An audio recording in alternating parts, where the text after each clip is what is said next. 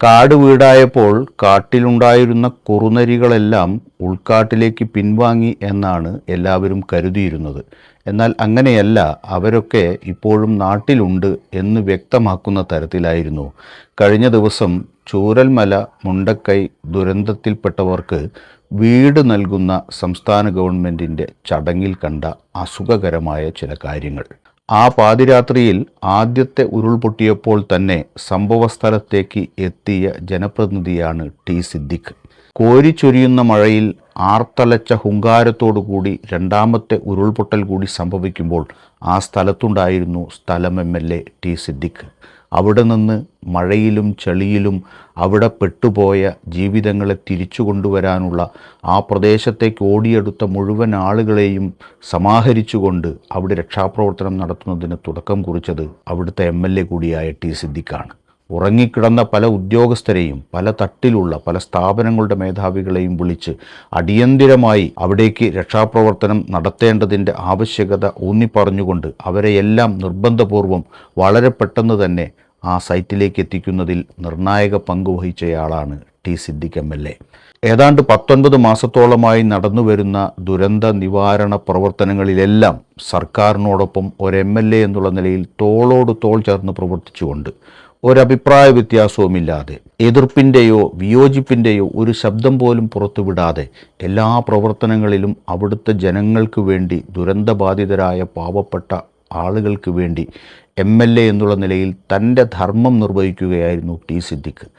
ആ ടി സിദ്ദിഖിനെയാണ് കഴിഞ്ഞ ദിവസം കുറേ കുറുനരികൾ കോവിത്തോൽപ്പിക്കാൻ വേണ്ടി നോക്കിയത്.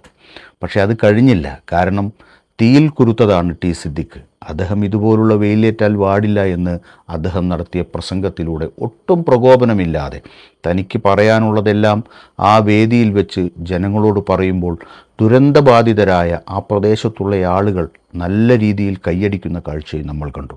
അപ്പുറത്ത് കൂവൽ തകർക്കുമ്പോഴും സിദ്ദിഖ് തൻ്റെ പ്രസംഗം സ്വതസിദ്ധമായ ശൈലിയിൽ ആത്മസംയമനത്തോടുകൂടി മുഴുവൻ പറഞ്ഞു പൂർത്തിയാക്കിയിട്ടാണ് ആ വേദി വിട്ടിറങ്ങിയത്. നമുക്കറിയാം, സംസ്ഥാന ഗവൺമെൻറ് നടത്തിയ ദുരിതാശ്വാസ പ്രവർത്തനത്തിൽ കേരളത്തിലെ എന്നല്ല മലയാളികളായി ലോകത്തിൻ്റെ വിവിധ ഭാഗങ്ങളിലുള്ളവരെല്ലാവരും കൈയയച്ച് സഹായം നൽകിയിട്ടുണ്ട്. തൊട്ടടുത്ത സംസ്ഥാനമായ കർണാടക 100 വീടുകൾക്കുള്ള ധനസഹായം ഇതേ മുഖ്യമന്ത്രിയുടെ ദുരിതാശ്വാസ നിധിയിലേക്ക് കൊടുത്തതാണ്.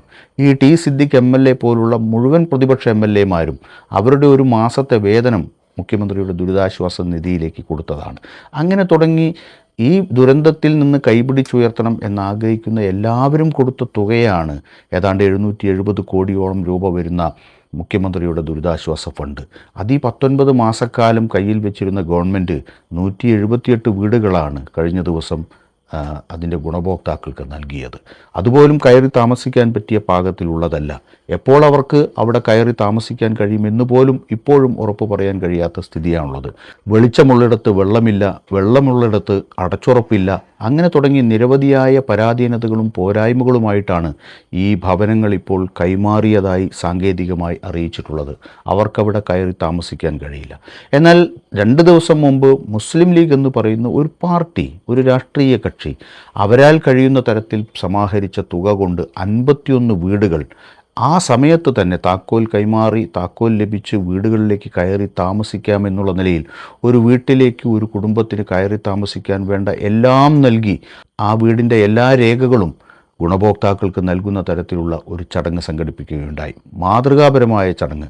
എന്നാൽ സർക്കാർ സംഘടിപ്പിച്ച ചടങ്ങ് എല്ലാം കൊണ്ടും ശോഭകെട്ടതായി പോയി ഈ ഓരിക്കുറുക്കന്മാരുടെ ഓരിയിടൽ കൊണ്ട് എന്ന് നമ്മൾ കാണാതിരുന്നുകൂടാ. എന്തുകൊണ്ടാണ് CPM അണികളുടെ ഭാഗത്തു നിന്ന് ഇത്തരത്തിലുള്ള പ്രതികരണങ്ങൾ ഉണ്ടാകുന്നത്? അതാരും തടഞ്ഞില്ല വേദിയിൽ നിന്ന് എന്നതാണ് ഏറെ രസകരമായ കാര്യം. സദസ്സിൽ നിന്ന് ചില നേതാക്കൾ തടയുന്നതായിട്ട് നമ്മൾ വീഡിയോയിൽ കാണുന്നുണ്ട്. പക്ഷേ സ്റ്റേജിൽ നിന്ന് മുഖ്യമന്ത്രി ഉൾപ്പെടെയുള്ളവർ ഇരിക്കുന്ന വേദിയിൽ നിന്ന് അതിനെതിരായി ഒരു ശബ്ദവും വരുന്നത് നാം കാണുന്നില്ല. എന്തുകൊണ്ടാണ് ഇത്തരത്തിലുള്ള ഓരിയിടലുകളെ പ്രോത്സാഹിപ്പിക്കുന്ന നിലപാട് വേദിയിലിരുന്നവർ സ്വീകരിച്ചത് എന്നത് ഇപ്പോഴും നമുക്ക് ഉത്തരം കിട്ടാത്ത ഒരു ചോദ്യമാണ്.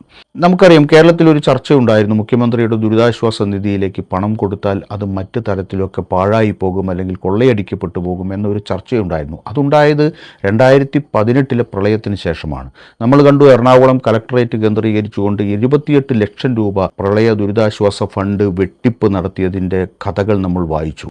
അതുപോലെ തന്നെ ജോയൽ എന്ന് പറയുന്ന ചെറുപ്പക്കാരൻ ഇത്തരത്തിൽ പ്രളയ ഫണ്ട് തട്ടിപ്പ് നടത്തിയതിനെ സംബന്ധിച്ചുള്ള വിവരങ്ങൾ പുറത്തുവിടുമെന്ന് വന്നപ്പോൾ ആ ചെറുപ്പക്കാരനെ കൊലപ്പെടുത്തുന്ന കഥകൾ പോലും നമ്മൾ കേട്ടു. അപ്പോൾ ഒരു ചർച്ച രൂപപ്പെട്ടു വന്നു.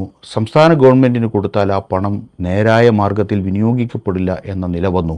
അങ്ങനെ ഒരു ചർച്ച സംസ്ഥാനത്തുണ്ടായി വന്നിട്ടുണ്ട്. പക്ഷേ വയനാടിൻ്റെ കാര്യത്തിൽ അതിൻ്റെ ഫണ്ട് സ്വരൂപിക്കുന്ന കാര്യത്തിൽ ഇത്തരത്തിലുള്ള ഒരഭിപ്രായ ഭിന്നതയും ഒരു ഭാഗത്തു നിന്നും വന്നിട്ടില്ല.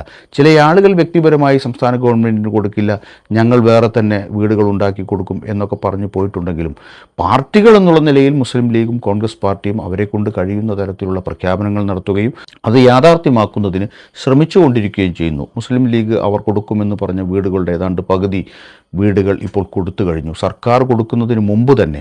കാരണം ഗവൺമെൻറ്റിന് സ്ഥലം അനുവദിച്ചു കൊടുക്കാൻ ഒരു താല്പര്യവും ഉണ്ടായിരുന്നില്ല. വയനാടിനെ സംബന്ധിച്ചിടത്തോളം നമുക്കറിയാം, കെട്ടിടമുണ്ടാക്കാൻ കഴിയുന്ന ഭൂമി വളരെ പരിമിതമാണ്. അവിടെയുള്ള വനഭൂമിയാണെങ്കിലും തോട്ടഭൂമിയാണെങ്കിലും കെട്ടിടമുണ്ടാക്കാനുള്ള നിയമപരമായിട്ടുള്ള അവകാശമുള്ള ഭൂമികളല്ല. അപ്പോൾ ഭൂമി കൊടുക്കാൻ സർക്കാർ തയ്യാറാകാത്തതിൻ്റെ പേരിൽ ഇത്തരത്തിൽ വീടുകൾ ഉണ്ടാക്കി കൊടുക്കുന്നതിന് സന്നദ്ധരായി മുന്നോട്ട് വന്നിട്ടുള്ളവർക്ക് വീടിനുള്ള സ്ഥലം കണ്ടെത്താൻ പ്രയാസം നേരിട്ടിട്ടുണ്ട്. അത് മുസ്ലിം ലീഗിനും നേരിടേണ്ടി വന്നിട്ടുണ്ട്, കോൺഗ്രസ് പാർട്ടിക്കും നേരിടേണ്ടി വന്നിട്ടുണ്ട്. ഇന്നിപ്പോൾ 178 വീടുകൾ കൊടുത്തതിൽ 100 വീടുകളുടെ പണം കൊടുത്തത് കോൺഗ്രസ് ഭരിക്കുന്ന കർണാടക ഗവൺമെൻറ്റാണ്, സിദ്ധരാമയ്യയുടെ നേതൃത്വത്തിലുള്ള കർണാടക ഗവൺമെൻറ്റാണ്. ആ 100 വീടുകൾക്ക് ആവശ്യമായ പണം കർണാടക ഗവൺമെൻറ് മുഖ്യമന്ത്രിയുടെ ദുരിതാശ്വാസ നിധിയിലേക്ക് നൽകിയിട്ടുണ്ട്. അപ്പോൾ അത്തരത്തിൽ എല്ലാ ഭാഗത്തു നിന്നും സഹായം കിട്ടിയിട്ടാണ്. അവിടെ ജാതിയെന്നോ മതമെന്നോ വർഗമെന്നോ വർണ്ണമെന്നോ ഭാഷയെന്നോ ഒരു വിഭാഗീയതയും ഒരു വിഭജനവുമില്ലാതെ കഷ്ടപ്പെട്ടവരെ, ബുദ്ധിമുട്ടനുഭവിച്ചവരെ, ദുരന്തത്തിൽപ്പെട്ടവരെ, ഇരകളെ ഏതു തരത്തിലാണ് അവരെ ജീവിതത്തിലേക്ക് മടക്കി കൊണ്ടുവരിക എന്ന ശുദ്ധമായ മനസ്സുമായി മലയാളികൾ ഒന്നടങ്കം ഒറ്റ മനസ്സായി ശ്രമിച്ചതിൻ്റെ ഭാഗമായിട്ടാണ് വയനാട് ദുരിതാശ്വാസ നിധി എന്നുള്ള നിലയിൽ മുഖ്യമന്ത്രിയുടെ ദുരിതാശ്വാസ നിധിയിലേക്ക് ഇത്രയും വലിയ തുക വന്നിട്ടുള്ളത്. ആ പണം തങ്ങളുടേതാണ് എന്ന തരത്തിലുള്ള തിണ്ണമെടുക്കാണ് കഴിഞ്ഞ ദിവസം ഉദ്ഘാടന ചടങ്ങിൽ ആ ഓരിയിടലിലൂടെ നമ്മൾ കണ്ടത്. ആ ഓരിയിടലിൻ്റെ അർത്ഥം എന്താണെന്ന് അന്നം തിന്നുന്ന മലയാളികൾക്കറിയാം എന്ന് ഭരണകൂടമേ മറന്നുപോകരുത്.